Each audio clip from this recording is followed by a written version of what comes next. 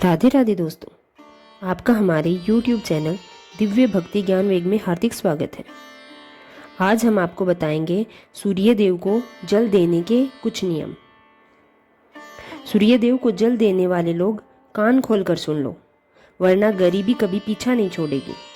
भक्तों, क्या आप भी हर सुबह तांबे का लोटा लेकर सूर्य देव को जल अर्पित करते हैं और फिर भी आपके घर से दरिद्रता जाने का नाम नहीं ले रही है? रुक जाइए। आप अमृत समझकर जो जल चढ़ा रहे हैं वह अनजाने में भयंकर दुर्भाग्य का कारण बन रहा है। आपकी एक छोटी सी भूल सूर्य के शक्तिशाली वरदान को एक विनाशकारी श्राप में बदल रही है। आज मैं आपको जल चढ़ाने के पीछे का वह रहस्यमयी विज्ञान बताने जा रही हूँ, जो शास्त्रों में लिखे गुप्त नियम है, जो सदियों से आम इंसानों से छुपाया जा रहा है। आज हम उन भयंकर गलतियों पर बात करेंगे जो अक्सर लोग सूर्य देव को जल देते समय करते हैं। और याद रखिए, इनमें से पांचवी गलती तो इतनी विनाशकारी है जो अच्छे खासे धनवान व्यक्ति को भी रातों रात भिखारी बना सकती है। वह रहस्य क्या है, यह आपको जल्द ही पता चल जाएगा।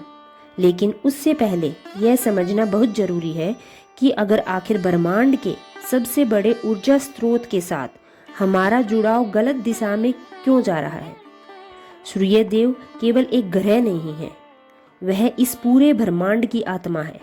जब आप उन्हें जल अर्पित करते हैं तो आप केवल पानी नहीं गिरा रहे, बल्कि आप अपनी आत्मा का सीधा संपर्क उस महाशक्ति से कर रहे होते हैं।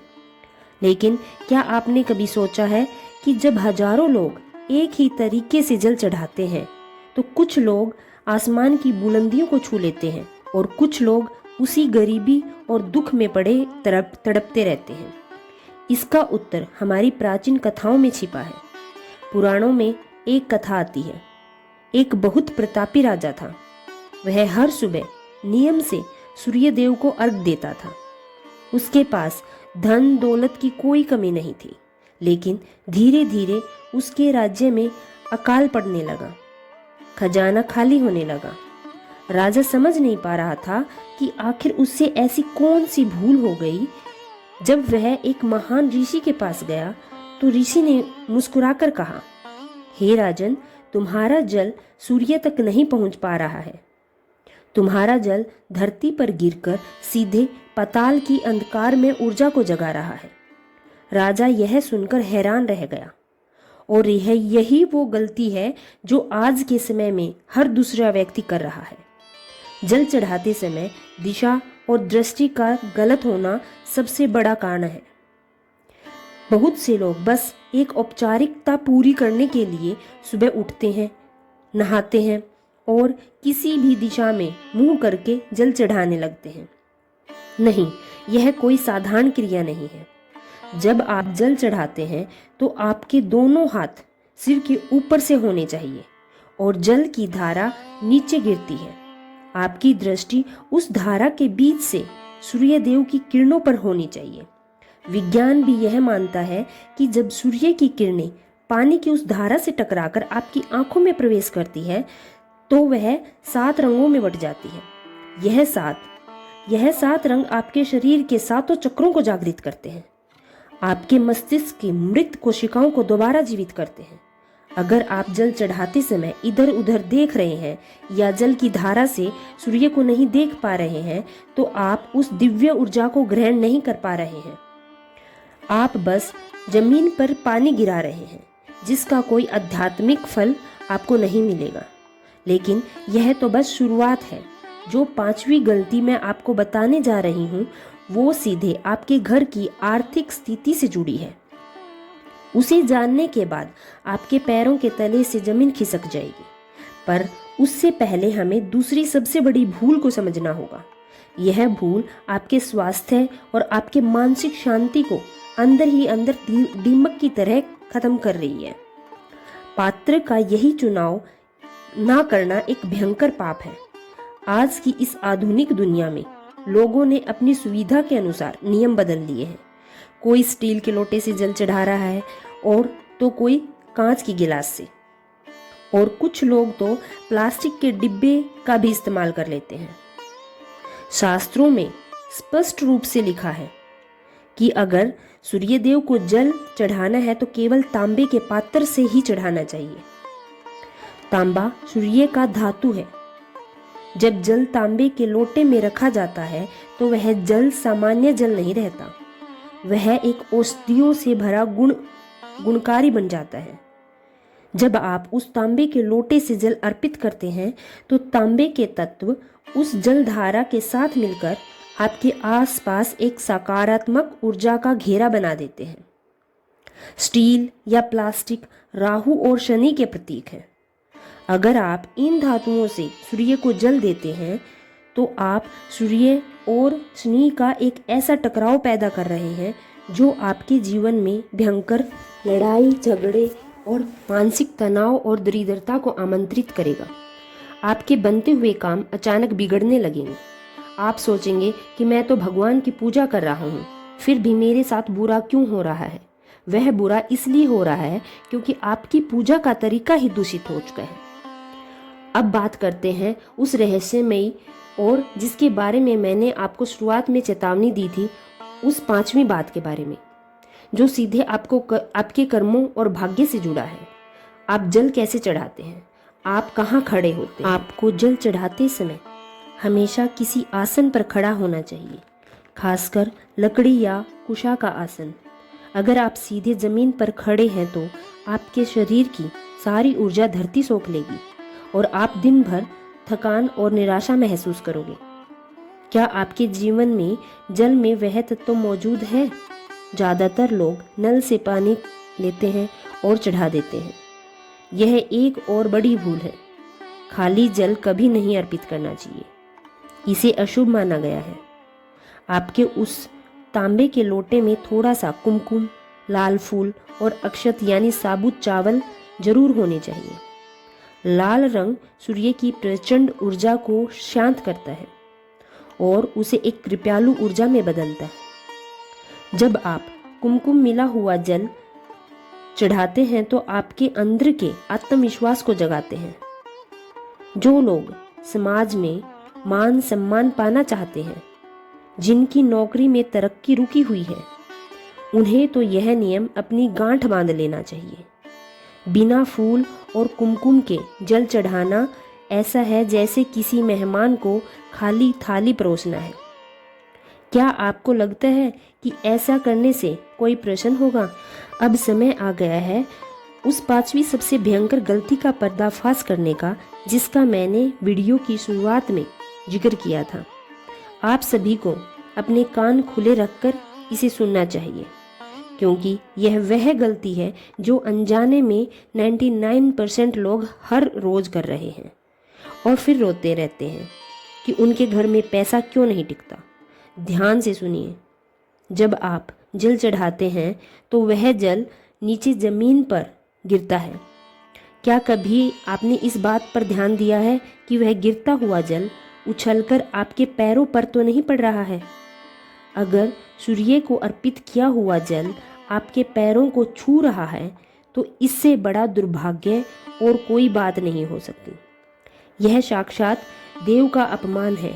जिस जल को आपने सूर्य को पवित्र ऊर्जा से भर दिया है, वह जल जब आपके पैरों की गंदगी और अशुद्धता से टकराता है तो एक भयंकर वास्तु दोष लेकर आता है और साथ ही पितृदोष भी उत्पन्न करता है। यह दोष आपके घर की सारी बरकत को खत्म कर देता है। रातों रात आपके व्यापार में घाटा होने लगता है। घर में बीमारियां डेरा डाल लेती है और परिवार के सदस्यों के बीच नफरत पैदा होने लगती है। इस विनाशकारी गलती से बचने का एक ही तरीका है। आप जब भी जल चढ़ाएं तो अपने पैरों के पास कोई खाली गमला रख लें या फिर जल किसी ऐसे पात्र में गिराएं जिससे वह छलककर आपके पैरों पर ना पड़े। बाद में उस जल को आप किसी भी पवित्र पौधे जैसे तुलसी या सदाबहार के गमले में डाल सकते हैं।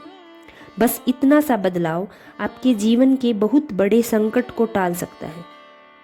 महाभारत काल की एक बहुत ही प्रसिद्ध कथा है। जो हमें इस रहस्य की गहराई तक ले जाती है। दानवीर कर्ण हर सुबह सूर्यदेव की उपासना करते थे। जब तक वह सूर्यदेव को अर्घ्य नहीं दे देते तब तक वह अन्न का एक दाना भी ग्रहण नहीं करते थे। उनकी इसी असीम भक्ति के कारण सूर्यदेव ने उन्हें वह दिव्य कवच और कुंडल प्रदान किए थे जिसने कर्ण को अजय बना दिया था। लेकिन कर्ण की उपासना में एक विशेष बात थी जो आज का इंसान भूल चुका है। कर्ण जब जल अर्पित करते थे, यह प्राप्त हो तो उनका पूरा ध्यान ब्रह्मांड के उस मौन संगीत पर होता था। वो केवल मांगते नहीं थे, वो आभार व्यक्त करते थे। और हमारी यही छठी सबसे बड़ी गलती है। जब हम जल चढ़ाते हैं तो हमारे मन में क्या चल रहा होता है? हे भगवान, मेरी नौकरी लगवा दो। हे भगवान, मेरे दुश्मन बर्बाद हो जाएं। हम उस दिव्य समय को भी एक बाजार का सौदा बना देते हैं। हम बस मांग रहे होते हैं। जल चढ़ाते समय आपके मन में कोई भी सांसारिक इच्छा नहीं होनी चाहिए। उस समय केवल और केवल कृतज्ञता का भाव होना चाहिए। आपको धन्यवाद देना चाहिए उस प्रकाश का जो पूरी दुनिया को रोशन कर रहा है। आपको गायत्री मंत्र का जाप करना चाहिए या फिर ओम सूर्याय नमः का उच्चारण करना चाहिए। जब आपका मन शांत होगा और आप बिना किसी स्वार्थ के जल चढ़ाएंगे तो सूर्यदेव आपकी वह इच्छा भी पूरी कर देंगे जो आपने कभी मांगी भी नहीं होगी। आपकी खाली झोली खुशियों से भर जाएगी। लेकिन अगर आप लालच और डर के साथ जल चढ़ाएंगे तो आपको केवल निराशा ही हाथ लगेगी। और अब तो 7वीं और अंतिम गलती जो आपके समय चक्र को बिगाड़ रही है, समय का गलत चुनाव। सूर्यदेव को अर्घ देने का एक निश्चित समय होता है। बहुत से लोग अपनी नींद पूरी करके सुबह 8 या 9 बजे उठते हैं और तब जल चढ़ाते हैं जब सूर्य पूरी तरह से आसमान में चमक रहा होता है और उसकी किरणें चुभने लगती हैं। यह एक बहुत बड़ा पाप है। शास्त्रों के अनुसार जल सूर्यदेव को तब चढ़ाना चाहिए जब सूर्य उदय हो रहा होता है, जब आसमान में लालिमा छाई हो। इस समय सूर्य की किरणों से सबसे अधिक कोमल और ऊर्जावान होती है। उदय होते हुए सूर्य को जल देने से आपके जीवन में भी उन्नति और सफलता का उदय होता है। अगर आप दोपहर के समय या तेज धूप में जल चढ़ा रहे हैं तो आप सूर्य की उस उग्र ऊर्जा को आमंत्रित कर रहे हैं जो आपके जीवन में क्रोध, अहंकार और विनाश लाएगी। आपकी बुद्धि भ्रष्ट होने लगेगी और आप गलत फैसले लेने लगेंगे। इसलिए अपने आलस्य को त्याग दें। अगर आपको जीवन में कुछ बड़ा हासिल करना है तो आपको सूर्य से पहले उठना पड़ेगा। जो इंसान सूर्य को जगाता है वह दुनिया पर राज करता है और जिसको सूर्य जगाता है वह जीवन भर संघर्ष करता रहता है। इन 7 गलतियों को जानने के बाद अब आपको यह समझना होगा कि सही विधि क्या है और इसका हमारे शरीर के भीतर कैसे असर होता है। जब आप सही समय पर, सही पात्र में, सही सामग्री, सही दिशा में खड़े होकर जल चढ़ाते हैं तो आपके शरीर के आसपास जो आभा मंडल होता है, जिसे हम ओरा कहते हैं, वह एकदम शुद्ध और शक्तिशाली हो जाता है। हमारे शरीर में 7 प्रमुख चक्र होते हैं और सूर्य का प्रकाश जब जल की धारा से छनकर हमारे शरीर पर पड़ता है तो मूलाधार चक्र से लेकर सहस्रास्त्र चक्र तक एक दिव्य ऊर्जा का संचार होता है। जो लोग हमेशा बीमार रहते हैं, जिनके शरीर में प्राण ऊर्जा की कमी होती है, अगर वह लगातार 41 दिन तक इस सही विधि से सूर्य देव को अर्घ दे तो उन्हें किसी भी दवा से ज्यादा असर नहीं दिखाई देगा। उनकी त्वचा पर एक अलग ही तेज आ जाएगा। उनकी वाणी में वह आकर्षण पैदा होगा जो लोग उनकी बात सुनने को मजबूर हो जाएंगे। लेकिन याद रखिए, कोई भी आध्यात्मिक अभ्यास रातों रात नहीं होता। इसके लिए आपके भीतर निरंतरता और अटूट श्रद्धा का होना बहुत जरूरी है। अगर आप केवल एक दिन या एक हफ्ते जल चढ़ाकर चमत्कार की उम्मीद करोगे तो आप खुद को धोखा दे रहे हो। प्रकृति अपनी नियम से चलती है और सूर्य देव प्रकृति के सबसे बड़े नियामक है। वह अनुशासन के देव हैं। अगर आपके जीवन में अनुशासन नहीं है, अगर आप आज सुबह 6 बजे जल चढ़ा रहे हो और कल 9 बजे जल चढ़ा रहे हो, तो यह अनियमितता आपके जीवन में भी अस्थिरता लाएगी। सूर्य को जल चढ़ाना केवल एक पूजा नहीं है, यह स्वयं को अनुशासित करने का एक बहुत बड़ा माध्यम है। हमारे वैदिक ज्योतिषी सूर्य को पिता, आत्मा और मान सम्मान का कारक माना गया है। अगर आपकी जन्म कुंडली में सूर्य कमजोर है या राहु और शनि जैसे क्रूर ग्रहों का प्रभाव है, तो आपके जीवन में चाहे कितनी भी मेहनत कर लें, आपको कभी भी वह सफलता नहीं मिलेगी जिसके आप हकदार हैं। आपको हमेशा अपने ही लोगों से धोखा मिलेगा। आपके पिता के साथ आपके संबंध खराब रहेंगे। आपके ऊपर कोई ना कोई झूठा आरोप रहेगा और आप कोर्ट कचहरियों के मामलों में उलझते चले जाएंगे। इन सब भयंकर कष्टों से बचने का एकमात्र अचूक उपाय सूर्य देव को सही विधि से जल अर्पित करना ही है।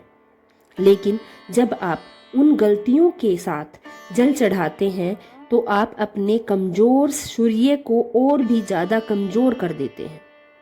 आइए इसे थोड़ा और गहराई से समझते हैं। कई लोग जल चढ़ाते समय एक और बड़ी चूक कर देते हैं। वे जल चढ़ाने के तुरंत बाद उसी जगह पर गोल गोल घूमने लगते हैं, जिसे परिक्रमा कहा जाता है। परिक्रमा करना बहुत अच्छी बात है, लेकिन क्या आप जानते हैं कि एक ही जगह पर खड़े होकर गलत दिशा में घूमने से आपके शरीर की चुंबकीय ऊर्जा छिन छिन हो जाती है। हमारे शरीर का अपना एक चुंबकीय क्षेत्र होता है जो पृथ्वी के चुंबकीय क्षेत्र के साथ जुड़ा होता है। सूर्य को जल देने के बाद हमेशा दक्षिणावर्त दिशा में यानी घड़ी की सुइयों की दिशा में ही 3 बार परिक्रमा करनी चाहिए।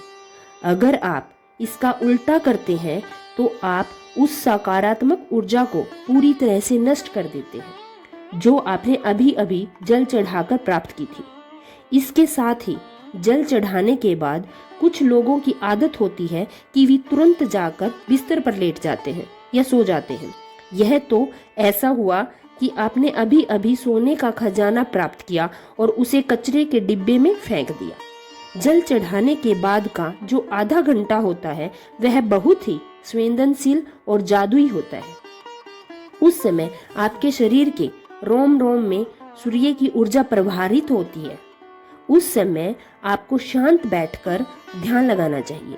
अगर आप उस समय सो जाते हैं तो वह ऊर्जा सुस्त पड़ जाती है और तमोगुण में बदल जाती है। एक और रहस्य जो मैं आपको बताना चाहती हूँ, वे तांबे के पात्र के नीचे का हिस्सा बहुत से लोग जल चढ़ाते समय लोटे को नीचे से पकड़ लेते हैं।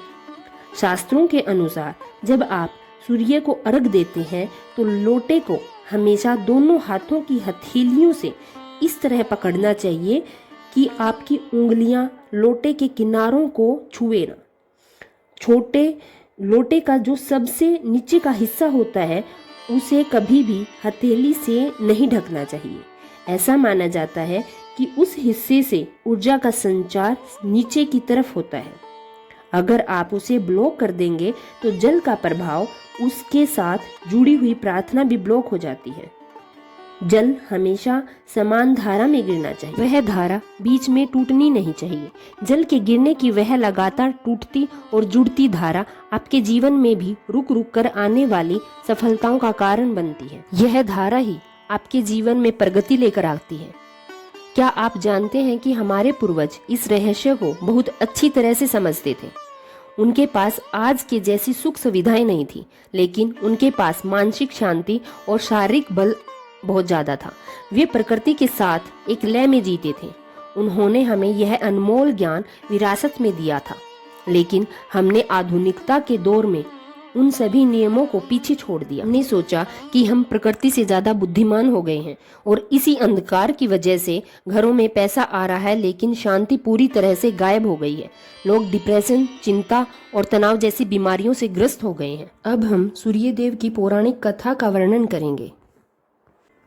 ओम सूर्याय नमः। आज रविवार को हम रविवार व्रत कथा सुनेंगे। प्राचीन काल में एक राजा और एक रानी थी। उनके पास सिपाही, घोड़े, दास, दासियां, धन दौलत सब कुछ था, सिर्फ उनकी संतान नहीं थी। इसी कारण वे दोनों राजा रानी बहुत दुखी रहते थे। संतान प्राप्ति के लिए उन्होंने हर तरह के दान, धर्म, धार्मिक अनुष्ठान, जप, मंत्र, पूजा पाठ आदि सब किया, लेकिन इससे उनका कोई फायदा नहीं हुआ। जब राजा और रानी वृद्ध होने लगे तो दोनों को बहुत ही चिंता होने लगी। वे दोनों सोच में पड़ गए कि अब हमारे इतने बड़े राज्य का क्या होगा, कौन बनेगा इस राज्य का वारिस, कौन लेगा प्रजा की जिम्मेदारी। राजा और रानी दिन रात इसी चिंता में घुटने लगे। उन्हें खाने और पीने की भी सुध नहीं रहती थी। तो एक सुबह राजा के दरबार में एक साधु आता है, तो दासी रानी को इतला करती है। तब वह दासी से कहती है, यह मेरा अंतिम दान धर्म है, इसके बाद मैं अपने हाथों से कोई दान धर्म नहीं करूंगी। रानी चावल भरा छाछ हाथ में लेकर बाहर आती है और साधु की झोली में भिक्षा डालने लगी। साधु ने उसके चेहरे पर छाई उदासी को एक भाप में ही पहचान लिया। वह उससे पूछता है कि रानी साहिबा, आपको क्या हुआ है? आप इतनी उदास क्यों हो गई हो? तब रानी साधु को सारी हकीकत बताती है और सिसकने लगती है। उस पर वह साधु कुछ पल गंभीर हो जाता है और कहता है कि चिंता मत करो रानी साहिबा, आपकी संतान की इच्छा पूरी जरूर हो जाएगी। आपकी कोख से एक पुत्र का जन्म होगा, मात्र वह 14 साल तक ही आप लोगों को मिलेगा। इसके आगे वह जीवित नहीं रह पाएगा। इससे बढ़कर आपको कुछ देना मेरे लिए संभव नहीं है। अपनी बात पूरी करते उसने अपनी झोली में हाथ डाला। झोली में हाथ डालकर थोड़ी सी भूत निकालकर उसने रानी को दे दी और कहा, आप और महाराज दोनों इसे बांटकर ग्रहण कर लेना, तुम्हें जल्द ही पुत्र की प्राप्ति होगी। और वह साधु अपनी राह को चल दिया। उसके जाने के बाद रानी सोचने लगी कि 14 साल तो 14 साल ही सही, उतने समय में हमें पुत्र तो मिलेगा, यही काफी है। उतने साल तक मैं उसे जी जान से बड़ा करूंगी, उसे ढेर सारा प्यार और दुलार करूंगी, अपनी संतान की मुराद पूरी करूंगी। उस रात अपना सारा राजकाज खत्म करके राजा जब रानी के महल में गए तो रानी ने राजा को सारी बात बता दी और साधु की दी हुई भूत राजा को दिखाकर बोली कि साधु महाराज ने यह भूत हम दोनों को ग्रहण करने के लिए दी है। राजा बोले, इतना दान और धर्म किया, जप और तप किया, उसका कोई फल नहीं मिला। अब इस भूत से हमें क्या संतान प्राप्त होगी? उस पर रानी बोली, जब इतना सब कुछ कर लिया तो यही सही, क्यों हम उस साधु के क्रोध को बुलावा दें। राजा को अब किसी बात पर विश्वास नहीं था, पर रानी को दुख ना पहुँचे इसलिए वह राजी हो गया। और राजा रानी दोनों नहाते धोते हैं, फिर अपने भगवान का नाम का स्मरण करते हैं, अपने पुरखों को स्मरण करते हैं और उस साधु महाराज का नाम स्मरण करके वह भूत बांटकर दोनों खाते हैं। उसके बाद दोनों निश्चित होकर सो जाते हैं। तो कुछ दिन गुजर जाते हैं और साधु द्वारा कहे अनुसार रानी गर्भवती हो जाती है। उस पर राजा और रानी दोनों की खुशी गगन में नहीं समाती। राजा रानी से बोलते हैं, महारानी, सचमुच साधु महाराज की कृपा हो गई। तो 9 महीने बाद रानी ने एक सुंदर पुत्र को जन्म दिया। राजा ने बड़ी धूमधाम से पुत्र का नामकरण किया। सारे राज्य में 8 दिन तक अंश तर्पण रखा, उत्सव मनाया गया आज पुत्र की कुंडली देखने के लिए राज्य के सबसे बड़े विद्वान पंडित को बुलाया गया। जो कुंडली देखकर पंडित जी बड़े चिंतित हो गए और कहने लगे, महाराज, हमारा राजपुत्र सिर्फ 14 साल तक हमारे पास रहेगा। राजा को इस बात की भनक तो थी, रानी को भी साधु महाराज की बात याद थी। दोनों चुप रह जाते हैं। उसके बाद राजा और रानी बड़े प्यार से बेटे की परवरिश करते हैं, उसकी हर ख्वाहिश पूरी करते हैं और सोचते हैं थोड़े समय के लिए ही सही, भगवान ने उनकी संतान प्राप्ति की मुराद तो पूरी की। वे इसे समाधान मानते हैं। राजपुत्र दिन प्रतिदिन बड़ा होता जा रहा था। अब वह 7 साल का हो गया था तो राजा ने एक अच्छे गुरु की नियुक्ति कर उसे पढ़ाई लिखाई, घुड़सवारी आदि 12 विद्याओं का शिक्षण दिया। जब वह सब शस्त्र विद्या में पारंगत हो जाता है और उसकी 12 साल की उम्र हो जाती है, तब एक अच्छी सी राजकन्या खोजकर उसकी शादी करा दी। तो 2 और 3 साल बीत जाते हैं। बेटा 14 साल का हो जाता है। एक दिन राजपुत्र राजा से बोलता है, पिताजी, मैं अपना सारा राज्य घूम कर देखना चाहता हूँ। आज तक मैंने सिर्फ इस रजवाड़े के अतिरिक्त कुछ नहीं देखा है। बेटे की यह बात सुनकर राजा चिंतित हो जाता है, क्योंकि अब पुत्र 14 साल का हो गया था। अब कोई अनहोनी होने का वक्त नजदीक आ पहुंचा था, लेकिन राजा यह सब बातें पुत्र को बता नहीं सकता था। राजा अपने चेहरे पर खुशी लाकर बेटे से कहता है, हाँ हाँ, जरूर जाओ बेटा, तुम्हें अपना सारा राज्य घूम कर देखना चाहिए। कहाँ क्या है यह सब जानना चाहिए। कल मेरे बाद तुम ही तो राजा बनोगे। मात्र एक बात का ध्यान रखें, तुम जहाँ जा रहे हो, क्या कर रहे हो, यह बात अपनी पत्नी को नहीं बताना। पुत्र कहता है, ठीक है पिताजी, आपने जो कहा मैं वही करूँगा। राजपुत्र दिन भर अपनी पत्नी के साथ रहता है और मानता है। रात को 12 बजे वह उठकर बाहर चला जाता है, फिर सुबह होने से पहले वापस अपने महल में आकर सो जाता है। ऐसा बहुत दिनों तक चलता रहा और पुत्र का 14वां साल खत्म होने को ही कुछ दिन बाकी रह गए थे। इतने में उसकी पत्नी यानी छोटी रानी रात में जाग जाती है। वह देखती है कि बिस्तर पर राजपुत्र नहीं है। वह महल में सब जगह देखती है तो राजपुत्र कहीं भी नजर नहीं आते। तो वह क्या करती है, किससे कहती, वह चुपचाप रहती है। फिर वह सुबह होने पर देखती है कि उसका पति अपनी जगह पर सोया हुआ है। वह पति से कुछ नहीं पूछती है। लेकिन दूसरी रात भी जब वैसा ही होता है तो और तीसरी और चौथी रात कुछ दिनों तक ऐसे ही चलता रहता है। तब रानी बहुत चिंतित हो जाती है।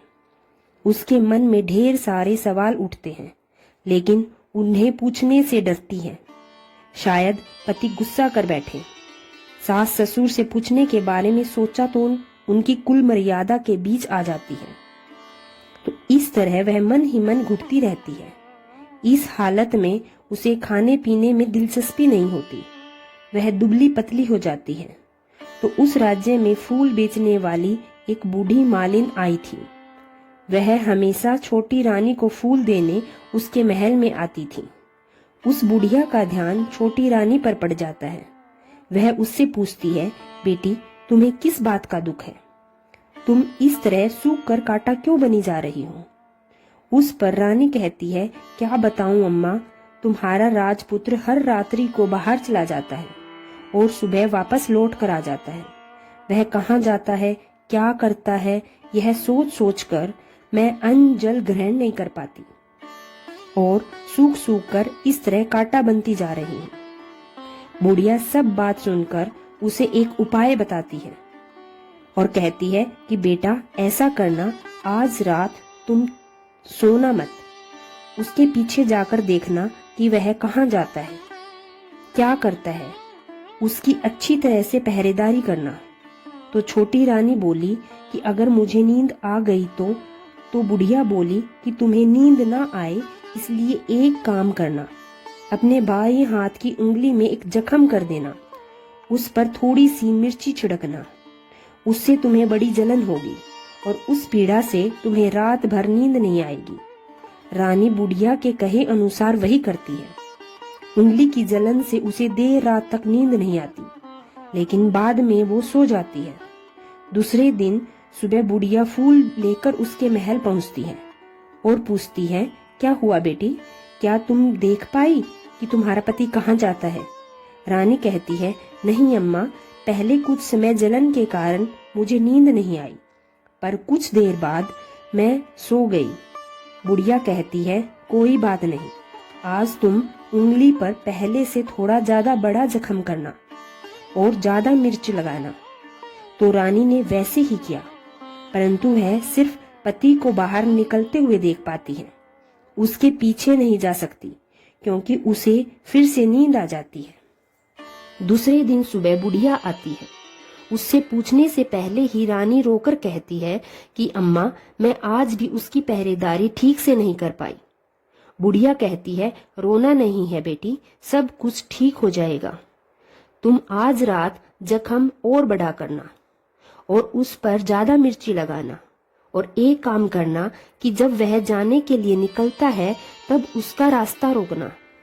बुढ़िया ने जैसे बताया रानी ने वैसे ही किया। आज रात उसे नींद नहीं आती है। पति जब राजमहल से निकलने के लिए चलता है तो वह बुढ़िया ने जैसे बताया वैसे ही करती है। दौड़कर जाकर पति का रास्ता रोकती है और कहती है, कहाँ जा रहे हो, किससे मिलने जा रहे हो, मुझे बताओ। राजपुत्र उसे समझाने की बहुत कोशिश करता है। देखो, अगर मैंने तुम्हें यह बता दिया तो मैं तुम्हें दोबारा नहीं मिल पाऊंगा। रानी कहती है, कोई बात नहीं, ना मिल पाओ, लेकिन आप रात के समय कहाँ जाते हो यह मुझे बता दो।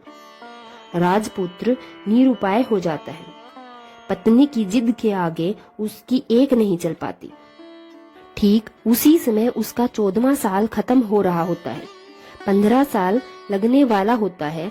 जो होता है वह हो जाने दो, यह सोचता है, और कुछ चावल मंत्रों से सिद्ध करके पत्नी को देकर कहता है कि इन चावलों के दाने को हाथ में मुट्ठी में पकड़ना।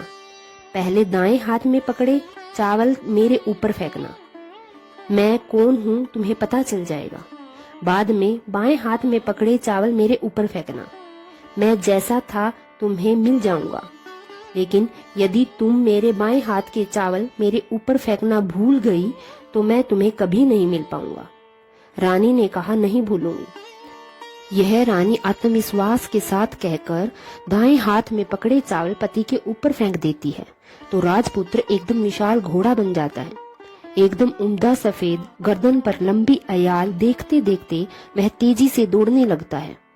रानी उस घोड़े को एकदम भौचक्की होकर देखने लगती है और पति ने बाएं हाथ के चावल फेंकने की जो बात कही थी वह भूल जाती है। उसकी आंखों के सामने घोड़ा महल से बाहर निकलकर चला जाता है। घोड़ा जो महल से बाहर जाता है तो वापस नहीं आता। अब रानी को बड़ा पश्चाताप हुआ। वह स्वयं को कोसने लगती है, लेकिन अब उसका कोई फायदा नहीं था। राजपुत्र अब वापस नहीं आने वाला था। सुबह होते होते महाराज को सब बात पता चली जाती है। उन्हें बहुत दुख होता है। वे बिस्तर पकड़ते हैं और राह देखते हैं कि एक दिन उनका बेटा वापस आ जाए। इस तरह 1 महीना गुजर जाता है, 3 महीने गुजर जाते हैं, आखिर 6 महीने पूरे हो जाते हैं। राजपुत्र का कोई अता पता नहीं चलता। प्रधान राजपुत्र को ढूंढने के लिए राज्य के गांव-गांव सिपाही भेजता है, लेकिन उन्हें कोई सफलता नहीं मिलती। इधर रानी अपनी हट के कारण पति गायब हो गया है यह सोच सोचकर स्वयं को मन ही मन कोसती है और प्रण लेती है कि कुछ भी करके पति को ढूंढकर लाएगी और उसे वापस घर लेकर आएगी। एक दिन सुबह उठकर सास ससुर के महल में जाती है और कहती है कि मैं अपने पति की खोज में जा रही हूँ। महाराजा को क्या चाहिए था? कुछ भी करके उनका बेटा उन्हें वापस मिलना चाहिए था। वे बहू के जाने की अनुमति देकर कहने लगे, बेटी तुम्हें जो चाहे वह करो, जहाँ जाना है वहाँ जाओ, लेकिन हमारे बेटे को वापस लेकर आओ। अब रानी अपना शाही भेष बदलकर एक सेठानी बन जाती है। कुछ दासियों को, कुछ नौकरों को साथ ले लेती है, कुछ सामान साथ ले लेती है और राज्य की सीमा पर जाकर वहाँ एक भोजनालय खोल देती है। वहाँ आने वाले सब यात्रियों को खाना मुफ्त में देने लगती है। मात्र एक शर्त रखती है कि अगर जो खाने वाले आएंगे उन्हें कोई भी अजीब चीज नजर आए तो वह मालकिन को यानी राजकन्या को आकर बतानी पड़ेगी।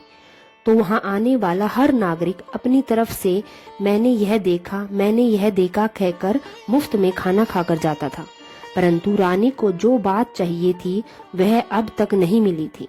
ऐसे ही कुछ दिन बीत गए। रानी के महल में फूल लेकर जाने वाली बुढ़िया एक बेटा और बहू थे। उनका एक छोटा बेटा था यानी बुढ़िया का एक पोता था। तो बेटा और बहू सुबह काम के लिए निकलते थे तो पोते को संभालने की जिम्मेदारी बुढ़िया पर रहती थी। दिन भर पोते को संभालती थी। एक दिन बुढ़िया को पान खाने की आदत थी तो पान लेने के लिए चूना लेने चली गई। वह उसे तैयार करने के लिए सीपियां लेकर आई। इन सीपियों को भूनने के लिए गोबर के कंडे चाहिए थे। कंडे इकट्ठा करने के लिए वह बांस की टोकरी चारवाहे के मैदान में लेकर आई। वहां बहुत सारे कंडे थे। उन्हें जमा करते करते उसे घर आने में अंधेरा हो गया। इस ओर शाम होते ही काम से वापस आकर बेटा और बहू घर पहुंचे तो देखा कि बच्चा घर पर अकेला है और रो रहा है। वे दोनों गुस्सा होकर लाल पीले हो गए। इतने में बुढ़िया घर आ पहुंची। बेटे ने पूछा, अकेला छोड़कर कहाँ गई थी पोते को? बुढ़िया बताने लगी कि मैं गोबर के कंडा इकट्ठे करने गई थी। इस पर बेटा बोला, दोबारा बच्चे को अकेला छोड़कर यदि कहीं गई तो मैं तुम्हें पीटूंगा। बुढ़िया कहने लगी, नहीं बेटा, फिर कभी ऐसा नहीं करूंगी। लेकिन दूसरे ही दिन बुढ़िया वह बात भूल गई और फिर चरवाहे के मैदान पर कंडे इकट्ठे करने चली गई। शाम को जब बेटा और बहू काम से वापस लौटे तो देखा कि बच्चा घर पर अकेला है और रो रहा है। अब उसके बेटे की सहन शक्ति खत्म होने लगी और बुढ़िया के वापस आने पर उसे घर से निकाल दिया। बुढ़िया रात भर घर के बाहर अंधेरे में बैठी रही और सुबह होते ही हाथ में टोकरी लेकर कंडे इकट्ठे करने के लिए निकल गई। उस दिन उस पर कंडे इकट्ठे करने का मानो पागलपन सवार हो गया था। कंडे इकट्ठे करते करते जब अंधेरा हो गया उसे मालूम ही नहीं चला। उसे जब ध्यान आया तो गांव का रास्ता भी ठीक तरह से दिखाई नहीं दे रहा था। वह अंधेरे में आंखें फाड़ फाड़ कर देखती देखती किसी तरह आगे निकल पड़ी तो एक कपिला गाय छन छन की आवाज करते, गली की घंटी बजाते ठुमक कर उस मैदान पर आ गई। उसे देखकर बुढ़िया सोचने लगी कि इस गाय के पीछे जाऊंगी तो गांव तक पहुंच जाऊंगी। तब बुढ़िया उसके पीछे पीछे जाने लगी। वह गाय उस मैदान से लेकर एक एक करके 6 मैदान पार करती रही। आखिर में वह 7वें मैदान तक पहुंची तो क्या होता है कि उस मैदान पर एक बड़ा सा पत्थर है। गाय जाकर उस पत्थर को अपना सींग मारती है। जब गाय ने सींग मारा तो वह पत्थर दूर हट गया और पाताल में नीचे जाने की सीढ़ियां दिखाई देने लगी। तब वह गाय उन सीढ़ियों से नीचे जाने लगी। बुढ़िया वह सब देख रही थी और झट से जाके गाय की पूंछ को पकड़ लिया। वह गाय के साथ नीचे पाताल में पहुंच गई और तुरंत ही गाय की पूंछ छोड़ दी और इधर उधर देखने लगी। उसने देखा कि वहां दीप और दिए जलते हैं और तेज रोशनी गाय के ऊपर पड़ती है और वहां अद्भुत घटनाएं घटने लगती हैं। गाय के नीचे जाते ही उसके गले में अपने आप साल पड़ गई है और छम छम करके कोई दूध आड़ी में गाय का दूध दुगने लगा। लेकिन जो कोई भी वह कर रहा था वह मात्र दिखाई नहीं दे रहा था। बुढ़िया बहुत घबरा गई, कहाँ आकर फंस गई यह सोचने लगी और यहाँ वहां छिपने के लिए जगह ढूंढने लगी।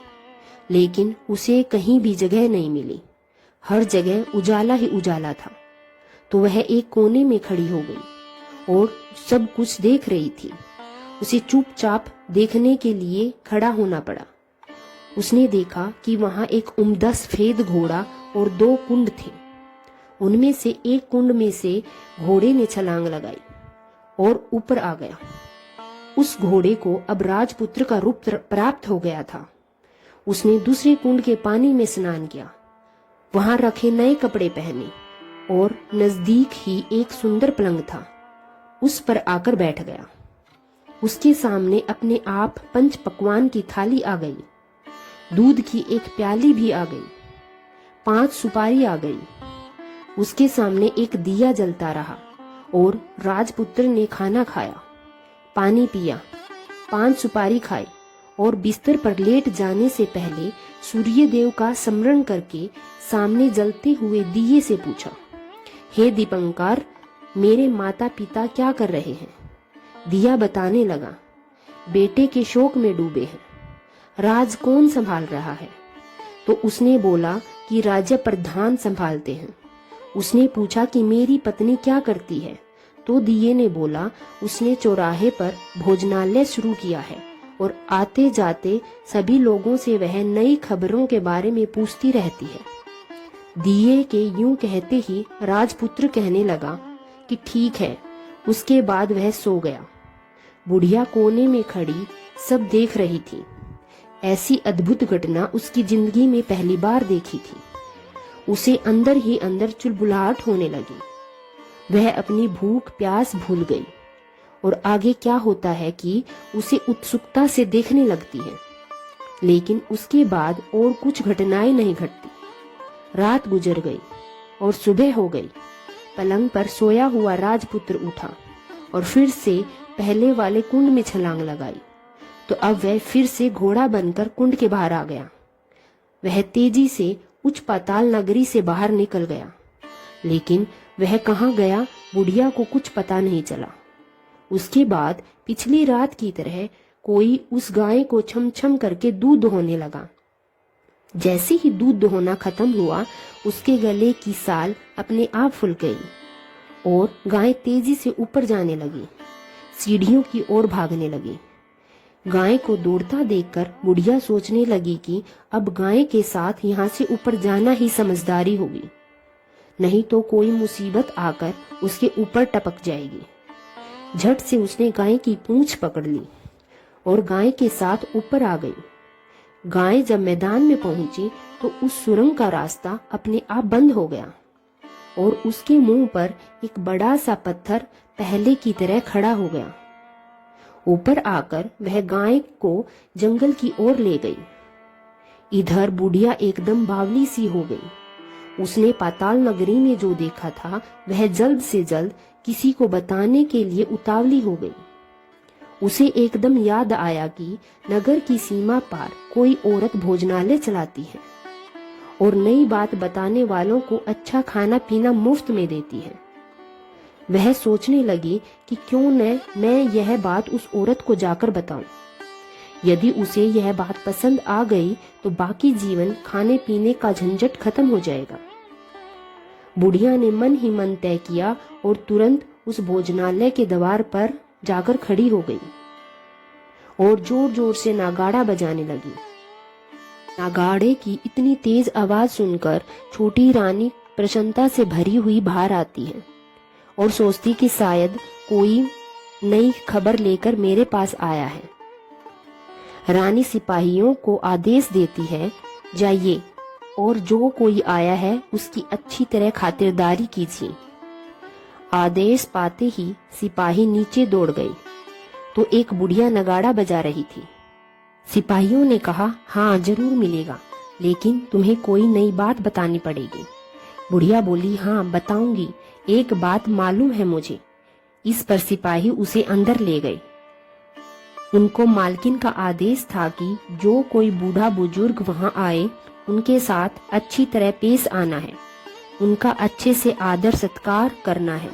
तो सिपाहियों ने उस बुढ़िया को भरपूर आदर सत्कार दिया। यह उसे बड़ी सिद्ध थाली भरकर व्यंजन परोसते हैं। बुढ़िया कुछ दिनों से भूखी थी, वह खाने पर टूट पड़ी। खाना खाने के बाद सिपाही ने उसे नई साड़ी पहनने को दी। उसके बाद उसे लेकर रानी के पास गई। बुढ़िया और रानी तुरंत पहचान लिया। तब रानी ने बुढ़िया से कहा कि अम्मा, अब बताओ तुमने क्या नई बात देखी है। नई बात? मैंने कोई नई बात नहीं देखी, बुढ़िया बोली। वह तो मेरे पास तुम्हें देने के लिए खाने के लिए पैसे नहीं थे, इसलिए मैंने झूठ बोला और नगाड़ा बजाया। रानी ने कहा, अम्मा घबराना नहीं, मैं किसी को तुम्हारा नाम नहीं बताऊंगी। फिर भी बुढ़िया ने कहा, मेरे पास कोई नई बात नहीं है। इस पर रानी ने उससे कहा, देखो अम्मा, यदि तुमने मुझे वह नई बात बताई तो जिंदगी भर मैं तुम्हारी देखभाल करूंगी और तुम्हें रानी माता की तरह रखूंगी। अब बुढ़िया बताने को तैयार हो गई। उसने जो कुछ उस चौराहे वाले मैदान पर देखा था वह सब कुछ कुंवर रानी को बता दिया। बुढ़िया की वे बातें सुनकर कुंवर रानी को यकीन नहीं हुआ। वह राजपुत्र उसी का पति है। वह तुरंत बुढ़िया से कहने लगी कि अब माँ, मुझे उस जगह पर ले चलो। तब बुढ़िया बोली, नहीं बेटी, वह पाताल का राज्य है, सांप है, यदि किसी ने तुझे देख लिया तो तुम्हारी जान खतरे में पड़ सकती है। लेकिन रानी उसकी एक नहीं सुनती, उसे उस जगह ले जाने के लिए जिद करती है। आखिर में बुढ़िया ने उसका कहना मान लिया और कहने लगी, ठीक है, मैं तुम्हें ले जा सकती हूँ, पर आज नहीं, कल वहां जाना है तो शाम को ही जाना होगा। तो दूसरे दिन दोपहर को रानी बुढ़िया के साथ उस मैदान पर गई और एक जगह छुपकर गाय के आने की राह देखने लगी। दिन ढलते ही अंधेरा गिरने लगा और गाय हमेशा की तरह वहां आ गई। मैदान में उस कोने में जाकर उसने पत्थर पर सींग मारा तो छत से पत्थर हटकर वहां सुरंग में जाने का रास्ता खुल गया। गाय उस रास्ते से नीचे उतरने लगी तो बुढ़िया और रानी से कहने लगी, जल्दी आगे बढ़ो, हम गाय की पूंछ पकड़कर नीचे उतरेंगे। तो दोनों गाय की पूंछ पकड़कर नीचे उतर गई। बुढ़िया पहले जिस कोने में छिपी थी उस कोने में छिप गई। अब नीचे सब कुछ पहले जैसा घटित हो रहा था। गाय के गले में अपने आप साल पड़ गई। कोई अदृश्य रूप से उसका दूध दोहने लगा। एक सफेद उम्दे घोड़े ने आकर एक कुंड में छलांग लगाई तो राजपुत्र के रूप में ऊपर आया। वह राजपुत्र दूसरे कुंड में नहाने लगा। उसके बाद उसके सामने खाने की थाली आ गई, दूध की प्याली आ गई, पान का बेड़ा आ गया। राजपुत्र सब ग्रहण करके सोने के लिए पलंग पर गया तो सोने से पहले सूर्यदेव का स्मरण करके वह दिए से पूछने लगा, दिनकार, मेरे माता पिता क्या कर रहे हैं? तो कुछ जवाब नहीं देता, बल्कि वह बुझने लगता है। तब राजपुत्र को कुछ घटित हुआ है इसका संदेह हो गया। वह उदास हो गया और जो कुछ हुआ है वह हो जाने दो ऐसा सोचकर फिर से बिस्तर पर लेट गया। अब रानी का संयम छूट गया। वह दौड़कर पति के पास गई और उसके पैर पकड़ने के लिए आगे बढ़ने लगी। राजपुत्र तुरंत ही पत्नी को पहचान गया और बोला, पीछे रहो, छूना मत, वरना सर्वनाश हो जाएगा। रानी दोनों हाथ जोड़कर पति से अपनी भूल स्वीकार करने लगी। स्वामी, मुझसे भूल हो गई। मुझे आपसे नहीं पूछना चाहिए था कि आप रात को कहाँ जाते हो। मैं अपनी भूल स्वीकार करती हूँ। मुझे मेरी भूल की सजा मिल गई है। अब आप घर चलो। आपके वियोग में आपके माता पिताओं ने बिस्तर पकड़ लिया है। आपकी प्रजा बहुत दुखी है। उस पर राजपुत्र कहने लगा, वही तो इस बार तुम गलती कर बैठी हो। अब दोबारा मत करना, नहीं तो अब मैं तुम्हें जो दिख रहा हूँ वह भी नहीं दिखूंगा। रानी अब विलाप करने लगी, जोर जोर से जमीन पर सिर पटकने लगी। राजपुत्र के मन में उसके प्रति दया उत्पन्न हो गई। वह उससे कहने लगा, यदि तुम मुझे पाना चाहती हो तो तुम्हें एक काम करना होगा। काम कठिन है, लेकिन वह तुम्हें अकेले ही करना होगा। रानी ने कहा, कहो स्वामी, कितना भी कठिन काम हो वह मैं पूर्ण करूंगी। रानी कहने लगी। इस पर राजपुत्र ने बताया, इस पाताल से ऊपर जाते ही तुम्हें एक घना जंगल नजर आएगा। ऐसे 6 जंगल पार करने के पश्चात तुम्हें एक 7वां जंगल मिलेगा। वह जंगल सबसे घना है। उस जंगल के बीचों बीच एक पीपल का पेड़ है। उसके आसपास की जगह पत्ते, फंदे हुए जटाएं आदि ढकी हुई है। वहां बाघ, शेर, सांप और भालू बैठते हैं। तुम्हें उन सबको भगाकर वह जगह साफ करनी है। उसको गोबर से लिपाई करके पवित्र बनाना है, रंगोली से सजाना है। उसके बाद वहां धूप, कपूर, अगरबत्ती जलानी है। फूल और कुमकुम से पेड़ की पूजा करनी है। दूध और दही से बने चावल का भोग लगाना है। यह सब तुम्हें दोपहर को 12 बजे से पहले करना है। 12 बजने के समय तुम्हें उस जगह पर बैठकर सूर्य भगवान का ध्यान करना है। ठीक 12 बजे सूर्य भगवान का रथ वहां उतरेगा। वे सब देखकर खुश हो जाएंगे और कहेंगे कि जिस किसी ने भी यह किया, मैं उसे मन चाहा फल दूंगा। तो तुम्हें सामने जाकर उसके रथ का दाहिना घोड़ा मांगना है। मैं तुम्हें मिल जाऊंगा। इतनी बात कहकर राजपुत्र अपने पलंग पर सो गया और छोटी रानी भोर होने की राह देखने लगी। भोर होते ही वह बुढ़िया के साथ गाय की पूंछ पकड़कर ऊपर आ गई। ऊपर आने के बाद वह बुढ़िया से कहने लगी, अम्मा, अब मैं अकेले ही आगे जाऊंगी, तुम भोजनालय वापस चली जाओ। वह जंगल में जाकर राजपुत्र की बताई जगह ढूंढने लगी और स्वयं वह जगह साफ कर दी। ये देखकर बाद में राजपुत्र ने जैसे ही बताया लिपाई पोताई करके वापस आ गई। दूसरे दिन सुबह होने से पहले उठी और जंगल में उस जगह पहुंची। वहां जाकर इत्र और गुलाब का पानी छिड़क कर उस जगह को सुगंधित धूप अगरबत्ती जलाकर उसे पवित्र किया और पूजा की सब सामग्री वहां तैयार कर सूर्य भगवान का ध्यान करके बैठ गई। जैसे कि पति ने बताया था कि दोपहर को ठीक 12 बजे सूर्य भगवान का रथ उस पीपल के पेड़ पर आकर रुका। सूर्य भगवान ने जब रथ के नीचे देखा तो सुगंधित वातावरण देखकर वे बहुत प्रसन्न हुए। फिर बोले, जिस किसी ने यह काम किया है वह यहाँ आकर आज मुझसे कुछ भी मांगे, मैं उसे दे दूंगा। रानी ने जब यह शब्द सुने तो बिना समय गवाए दौड़कर उनके सामने आ गई और सारा साष्टांग नमस्कार करके बोली, भगवान, वह मैं ही हूँ। मैंने ही यह जगह साफ की है। अच्छा, तो तुम्हें जो चाहिए वह मांगो। भगवान, मुझे आपके रथ का दाहिना घोड़ा चाहिए। सूर्य भगवान बोले, नहीं नहीं, मैं तुम्हें और कुछ भी दे सकता हूँ, लेकिन यह घोड़ा नहीं दे सकता। मेरे रथ के 12 घोड़े हैं। तुम चाहो तो कोई और घोड़ा मांग लो, लेकिन यह दाहिना घोड़ा नहीं, वह मैं तुम्हें नहीं दे सकता। छोटी रानी ने एक नहीं सुनी। वह सूर्यदेव से एक ही बात कह रही थी, वही दाहिना घोड़ा दे दीजिए, नहीं तो मैं आपके पैर में गिरकर अपनी जान दे दूंगी। अब सूर्यदेव धर्म संकट में पड़ गए। उन्होंने वचन दे दिया था, अब अपने वचन से पलटकर भी नहीं रह सकते थे। ठीक है, दे दिया तुम्हें घोड़ा, सूर्यदेव ने कहा। फिर एक बात और भी कही, देखो, मैंने तुम्हें घोड़ा तो दे दिया, लेकिन मैं तुम्हें यहाँ नहीं मिलेगा। तुम्हें उसे पाताल में जाकर लाना होगा। रानी बोली, पाताल में ही क्यों भगवान, मैं उन्हें पाने के लिए कहीं भी जा सकती हूँ। रानी को वचन देकर सूर्यदेव अपने मार्ग को चले गए और इधर रानी जंगल से अपने भोजनालय में आ गई। फिर वह बुढ़िया को लेकर उस मैदान पर आ गई और जल्दी ही शाम हो गई। शाम होते ही वह गाय आ गई और उसने सींग मारकर सुरंग का पत्थर हटाया और नीचे उतरने लगी। रानी और बुढ़िया जल्दी जल्दी उसकी पूंछ पकड़कर नीचे उतर गई। नीचे पाताल में सब घटनाएं पहले की तरह ही घटने लगी।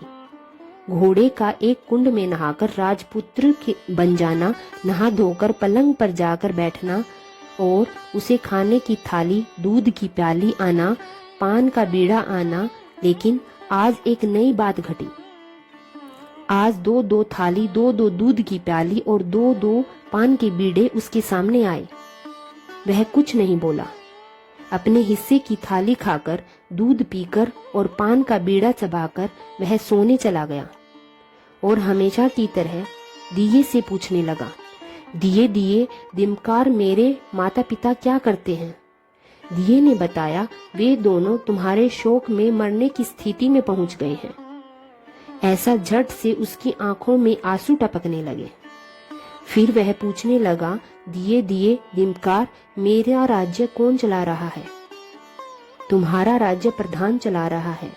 वह सब कुछ हड़प चुका है। वह प्रजा पर अत्याचार कर रहा है। यह सुनकर राजपुत्र को बहुत गुस्सा आया। गुस्से से मुट्ठी भींचने लगा। फिर दिये से राजकुंवर ने पूछा, मेरी पत्नी क्या कर रही है? तो दिये ने कोई जवाब नहीं दिया और रानी का संयम का बांध टूट गया। वह दौड़कर पति के गले लग गई और कहने लगी, मैंने आपको पा लिया। कुमारी ने कहा तो राजपुत्र बोला, नहीं, अब मैं दोबारा घोड़ा नहीं बनूंगा, क्योंकि तुमने जो इतने कष्ट उठाए हैं उसके लिए सूर्यदेव ने मुझे सदा के लिए घोड़े के जन्म से मुक्त कर दिया है। राजपुत्र ने बड़े प्यार से कहा और उसे गले लगाया, उसके आंसू पोंछे और कुछ देर के पश्चात सुबह हो गई तो गाय की श्रृंखला टूट गई। वह ऊपर भूलोक जाने लगी।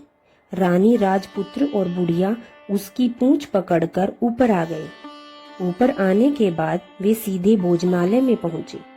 वहां सब सामान लोगों ने बांट दिया और उसको ताला लगाकर अपने राज्य में लौट गए। राजपुत्र वापस आता है और उसके तेवर देखकर प्रधान घबरा गया। राजपुत्र ने उसे बंदी बनाकर कैद खाने में डाल दिया और राज्य की बागडोर अपने हाथ में ले ली। उसके बाद वह अपने माता पिता को मिलने उनके महल में गया। तब राजपुत्र क्या देखता है कि उसके माता पिता उसके शोक में अस्थि पिंजर बन चुके थे। पुत्र को वापस आया देखकर मरणासन राजा रानी की आंखों से आंसू टपकने लगे। इन दोनों ने पुत्र को गले से लगा लिया, उसे प्यार से सहलाया और इतना होने के बाद उसकी सेहत में एकदम सुधार आने लगा। अब वे बिस्तर से उठकर बैठ गए। पुत्र को आशीर्वाद देने लगे। हे राजपुत्र, आने की खबर तुरंत ही राज्य में फैल गई। प्रजा खुशी से फूली न समाई। प्रजानन राजमहल के सामने इकट्ठा हो गया। राजपुत्र ने भी उन्हें दर्शन दिए और आज से उन्हें कोई दुख नहीं पहुंचाएगा, ऐसा वचन भी दिया। अब राजा अपने पुत्र का राज्य अभिषेक करके उसे सिंहासन पर बैठाता है और बहू को महारानी का दर्जा देता है और स्वयं अपनी पत्नी के साथ ईश्वर सिमरन करते खुशी खुशी दिन बिताता है। महाराजा बना राजपुत्र अच्छी तरह से राज्य चलाने लगा और अपनी पत्नी के साथ सुख शांति से जीवन बिताने लगा। उस बुढ़िया को रानी ने अपने ही पास रख लिया और उसकी अच्छी तरह से देखभाल करने लगी। बुढ़िया और उसके बुढ़ापे के दिन खुशी से गुजरने लगे। प्रेम से बोलिए सूर्य नारायण भगवान की जय। आपको आज की कथा पसंद आए तो वीडियो को लाइक करना मत भूलिएगा, शेयर कीजिएगा, कमेंट में भगवान श्री सूर्य नारायण की जय लिखिएगा और हमारे चैनल दिव्य भक्ति ज्ञान वेग को सब्सक्राइब जरूर कीजिएगा। धन्यवाद।